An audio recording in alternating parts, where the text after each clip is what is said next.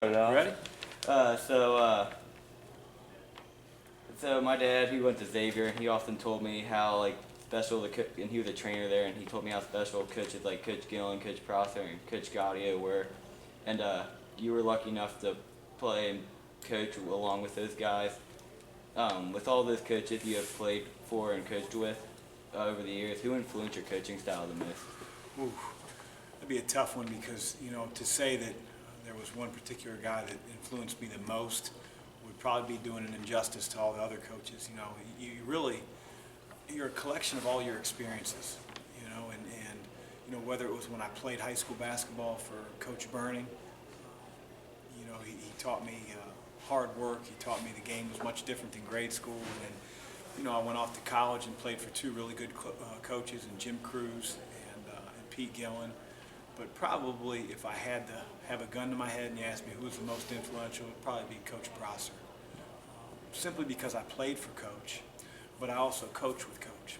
And I got to know a different side of him. I didn't know that side of Coach Gillen. I didn't know that side of Coach Cruz because I was on the players' side of things. But it's really interesting when you're on both sides of the fence. And if anybody had ever met Skip, they would tell you the same, as down to earth as you could possibly imagine. And he taught me more about being a good person than he did basketball, but he also taught me a lot of basketball. And as a follow-up question on that, how the coaches have impacted you as a person in general? Really, Coach Prosser, Coach Gillen, all the coaches I was either fortunate enough to play for or work with, Sean Miller, just an extension of how my parents raised me. You do people right. And, I think honesty in our business with both the guys that you're recruiting and also the guys that you're coaching is paramount. And you want to be brutally honest sometimes. A guy may want to play more, but you have to be honest about where he's at and what he needs to work on to get better rather than sugarcoat it. Okay. For my first question, this offseason, I know Jalen Reynolds, he was scheduled to graduate in May, if that's correct. Yeah. A lot of people expected him to come back for his senior year, but after losing big men like Jalen and James Farr, what do you expect to see in terms of differences between next year's Xavier team and this one? Well, I think that the expectations that maybe a lot of people outside of our coaching offices and even our locker room had was that Jalen might come back. But we knew all along that this was probably going to be Jalen's swan song. He's 23 years old. He is getting his degree. It's not as though he's leaving early and still having 30 credits to fulfill in order to get his degree. And usually, when any type of student's in that position, they move on to their professional life. And he wants to play professionally. And I do think it's going to be a bit of a jump to be on an NBA roster. He's going to have to do a great job in camps. He's probably going to be a free agent unless he really impresses and gets drafted. But right now he's probably off the draft radar. To answer your question in a long-winded way, I would tell you that we've got some guys that, like Sean O'Mara and Rasheed Gaston, who sat out last year as a fifth-year senior for us this coming year.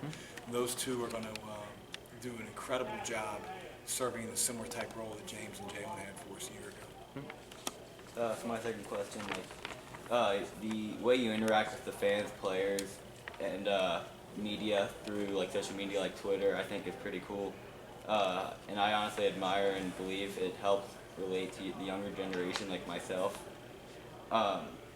Where does the style come from, and how did it, who influenced you on that? Well, the influence of joining Twitter came from a guy on our coaching staff who will actually be here tonight. His name's Mario Mercurio, West Side guy. They noticed that name. Yeah, I didn't know what Twitter. Well, like a lot of people, when you first get on it 5-10 years ago, I didn't know what it was and what kind of purpose it would serve. I'm not a Facebook guy. I'm not an Instagram. I think it's fine to have a couple platforms, but if that's all you're doing and you're just spending your time posting and liking and all that stuff, I think it's going to get time consuming and there's life to live. But I hate to say this, but I don't think of myself as having a style. I'm not trying to do anything that I don't feel is ordinary. Something that I maybe find funny on the way to Dunkin' Donuts in the morning, I may tweet it out. Sometimes it's important to relay a message to Xavier fans because it's not just my friends that are following me. You got to think about what you tweet, think about what you put on Facebook. We talk to our guys about that all the time, what time you tweet. People can take things out of context. They don't know They can't tell your voice inflection. They can't tell if you're kidding. So it's really important how you carry yourself, and I just try to be who I am on and off the floor. For my question here, I noticed looking through like recruiting boards that Xavier's been garnering a lot more interest from some of those higher up recruits. You guys are doing your homework. Yeah, Yeah, I we did can a lot tell. of research. But as far as focusing on getting recruits from Ohio, how important is that to you? Well, it's important, but it's not the end all. You know, the most important thing is that we get the right fit at Xavier. You know, Xavier's not for everybody. You know, you're talking about a small private Jesuit school.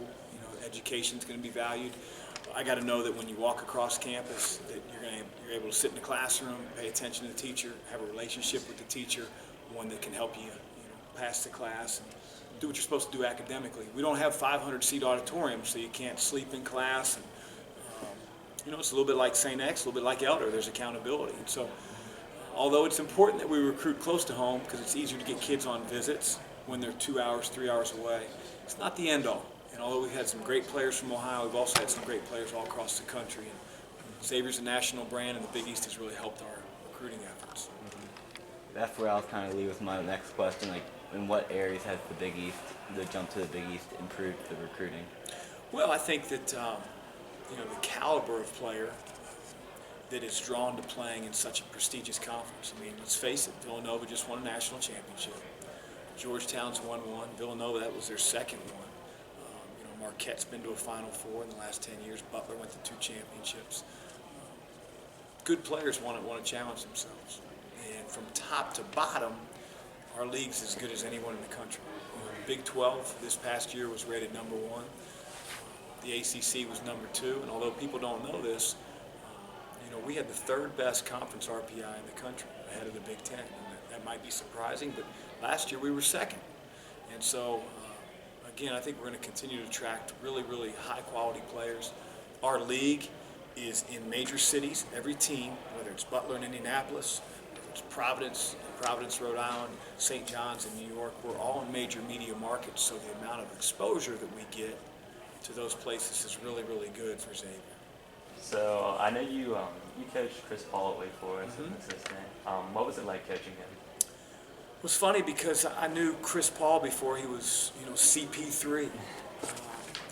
And he was humble, he was coachable, he was hardworking, he was certainly talented, but nothing was really nothing's ever handed to a guy when they first walk on the team. You've got a lot of older guys that are naturally going to sort of look at you like, okay, who's this hot shot, McDonald's All-American? And, Chris ingratiated himself to all his teammates. They loved playing with him. He shared the ball. He was a pass first point guard.